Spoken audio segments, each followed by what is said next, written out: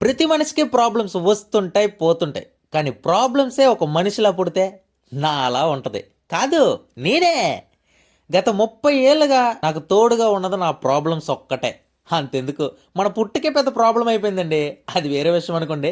మన ప్రాబ్లమ్స్ అన్నీ కలిపి ఒక పెద్ద వీడియో చేసేస్తాను, భలే కామెడీగా ఉంటుంది, అప్పుడు చూసేయండి.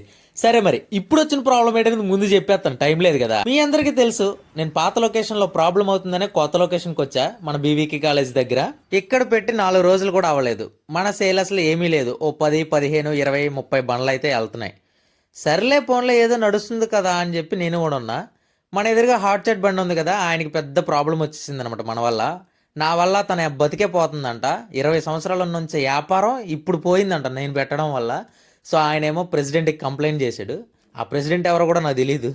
నిన్న వచ్చి పెద్ద వారు, నీ వల్ల నా లైఫే పోతుంది, నా కడుపు మీద కొట్టేస్తున్నావు తమ్ముడు, నువ్వు ఇలా చేస్తే ఎలాగా, ఇక్కడ పెట్టేసి నా కస్టమర్స్ అందరినీ నువ్వు లాగేసుకుంటున్నావు అంటున్నాడు ఆయన.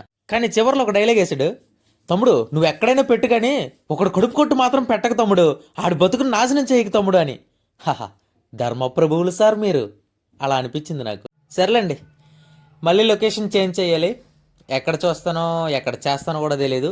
ఈవినింగ్ అయితే వీడియో పెడతా ఖచ్చితంగా. ఈరోజు స్టాల్ అయితే ఉంటుంది, బట్ మ్యాక్సిమం అదే రూట్లో కొంచెం ముందుకి బీవీకే కాలేజ్ ముందుకి అయినా ఉండొచ్చు, లేదంటే పాత లొకేషన్ సెంట్రల్ పార్క్ దగ్గరైనా ఉండొచ్చు.